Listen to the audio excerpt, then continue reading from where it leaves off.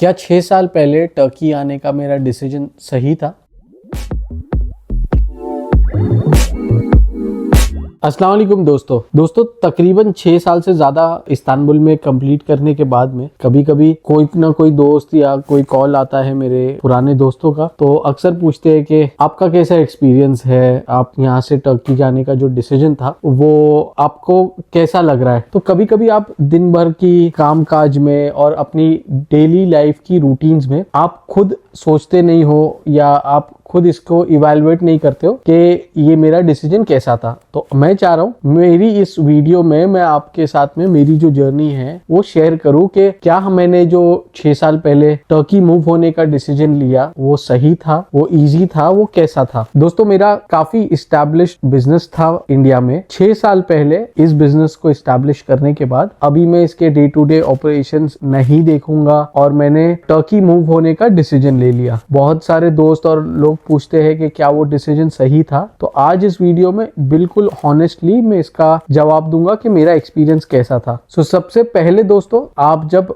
Move होने से पहले आप जैसी चीजें प्लान करते हो माइग्रेशन में, ये मेरा खुद का पर्सनल एक्सपीरियंस है और दूसरे भी लोगों ने जो माइग्रेट किए हैं उनका ज्यादातर एक्सपीरियंस सिमिलर है। आप ज्यादातर चीजें जैसी प्लान करते हो वैसी होती नहीं है। आप ज्यादातर चीजें जैसी एक्सपेक्ट करते हो, स्पेशली आजकल जिस टाइप की दुनिया में हम लोग रह रहे, जहाँ चीजें बहुत फास्ट चेंज होती है, स्पेशली इमिग्रेशन लॉज वगैरह बहुत फास्ट चेंज होते हैं। तो आप जब जाते हो या जब प्लान कर रहे रहते हो तो चीज एक होती है, आप जब जाते हो तो चीज दूसरी होती है, और जब तक आप इवेंचुअली उसको करने के लिए एग्जीक्यूट करने के लिए तैयार होते हो तब तक वो चेंज हो जाती है बहुत सारी चीजें। भले वो इमिग्रेशन प्रोग्राम्स हो, भले आपकी बजटिंग हो, भले वो कैलकुलेशंस हो, भले आपके बच्चों के यूनिवर्सिटी के एडमिशंस, हर चीज में अप एंड डाउन हो सकता है, स्पेशली आज के दौरान में जब चीजें बहुत फास्ट मूव हो रही है। तो पहले इमिग्रेशन करना या कोई कंट्री में जाके माइग्रेट होना, बसना, ये कोई बहुत आसान डिसीजन नहीं है और ये कभी भी बहुत इजी नहीं होता। लेकिन हाँ, अगर आपको सही एडवाइजर्स मिले,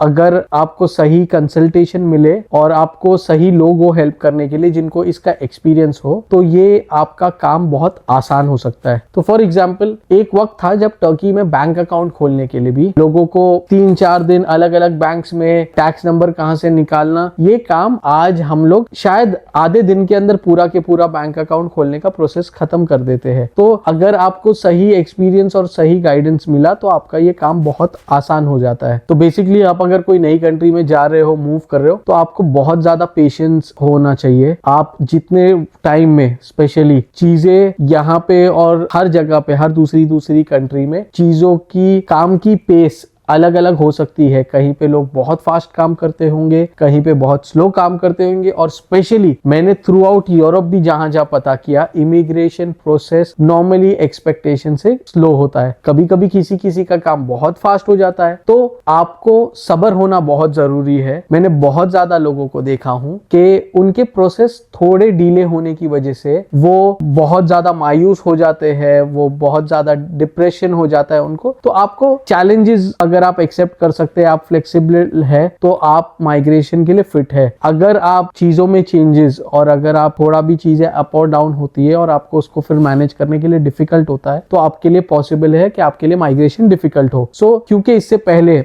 मेरा जो बिजनेस था और मैं बेसिकली इवेंट्स और इवेंट मैनेजमेंट के बैकग्राउंड से हूं, तो हमको हमेशा से आदत रही चीजें लास्ट मोमेंट पे चेंज होने की, अप एंड डाउन होने की। तो मेरे लिए ये एक्सपीरियंस बहुत ही स्मूथ रहा जितना दूसरों के हिसाब से मैंने देखा। तो मैं काफी कंफर्टेबल रहा थ्रू आउट इस प्रोसेस में। लेकिन आपको अपने आप में, अगर आप मूव करने का सोच रहे हैं, अगर आप इन्वेस्टर है, इन्वेस्टमेंट कर रहे हैं, तो आपको बिल्कुल सोचने की जरूरत नहीं। लेकिन आप पर्सनली रहना चाहते हैं, तो अगर आप में पेशेंस नहीं है तो आपके लिए डिफिकल्टी होगी। अगर आप फ्लेक्सिबिलिटी, अगर आप अडेप्ट कर लेते हैं चीजों को, तो आपके लिए बहुत आसान होगा। दोस्तों, जब कोई भी माइग्रेट करता है और हम लोग जब मूव हुए तो हमारी कुछ एक्सपेक्टेशंस थी। तो सबसे पहले इन्वेस्टमेंट्स, तो अल्लाह का शुक्र है हम चाहते थे कि हमारी इन्वेस्टमेंट से हमको अच्छे रेंटल रिटर्न मिले, हमको अच्छा कैपिटल अप्रिसिएशन मिले, बहुत बेहतरीन, नो कंप्लेन्स एट ऑल। दुनिया में जो सबसे अच्छा अप्रिसिएशन और कैपिटल अप्रिसिएशन मिल सकता था वो हमको मिला। दूसरा, जो आप इन्वेस्टमेंट करके यहाँ पे मूव होते हो तो आप रेसिडेंट रेसिडेंसी के लिए या सिटीजनशिप के लिए। तो अल्हम्दुलिल्लाह मैंने जो जो एक्सपेक्ट किया था उसमें हर चीज में, आपकी सिटीजनशिप एप्लीकेशन में, रेसिडेंसी में, मैंने जैसे आपको बोला आपको थोड़ा बर्थ सर्टिफिकेट का ट्रांसलेशन 1-2 बार लग सकता है, कोई डॉक्यूमेंट आपसे फिर से मंगाया जा सकता है, प्रोसेसिंग में थोड़ा देर हो सकता है। स्पेशली हमारी कुछ एप्लीकेशंस में हमने देखा कि अर्थक्वेक के टाइम पे फॉर एग्जांपल कुछ वक्त लग गया ज्यादा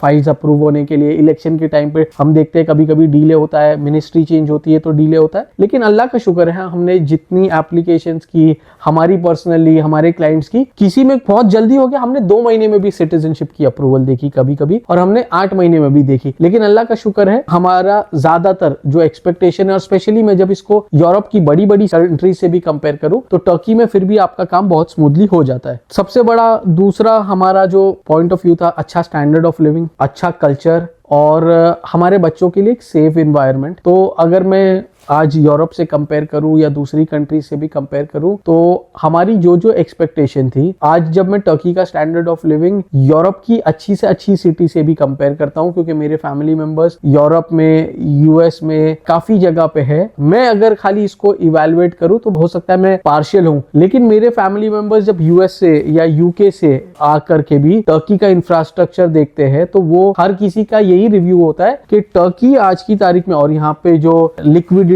जैसा वो यहाँ का मार्केट देखते हैं तो हर किसी का यही रिव्यू है कि टर्की यूरोप की या वर्ल्ड की कोई अच्छी इकोनॉमीज की कंडीशन में है। कहीं भी तरीके से आप इसको यूरोप की अच्छी सिटीज के नीचे रेट नहीं कर सकते, ये एट पार है यूरोप की अच्छी बड़ी सिटीज के। तो दोस्तों आपने इन्वेस्टमेंट की, आपकी इन्वेस्टमेंट अल्हम्दुलिल्लाह अप्रिशिएट हुई, आपको उसके इमिग्रेशन बेनिफिट्स मिले, आपको सेफ जगह मिली रहने के लिए, आपको अच्छा रेंटल रिटर्न मिला, आप जो जो एक्सपेक्टेशन लेके आए थे इसमें आपको डिले जरूर हो सकता है। आपका रास्ता कभी भी, टर्की में लैंग्वेज बैरियर यस होता है। अब हम देख रहे हैं दिन ब दिन इंग्लिश यहाँ पे ज्यादा से ज्यादा लोग यूज कर रहे हैं। टर्की की गवर्नमेंट का जो गोल था कि इस्तांबुल को एक ग्लोबल फाइनेंशियल हब बनाए, उस तरफ उन लोग बढ़ रहे हैं। तो बहुत ज्यादा लोग आपको अब इंग्लिश बात करते हुए मिल जाते हैं पहले के कंपैरिजन में। तो आपको, हर किसी को ये रास्ता अगर आप मूव हो रहे तो बहुत इजी नहीं होता, हर कोई बहुत आसानी से ये कर नहीं पाता। लेकिन अगर आप में सब्र है, अगर आप में पेशेंस है तो अल्हम्दुलिल्लाह मेरा